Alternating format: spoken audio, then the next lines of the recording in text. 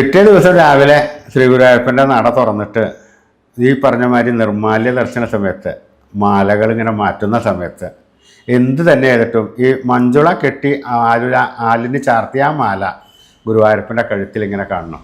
ഇത് എന്ത് ചെയ്തിട്ടും മാറണില്ല.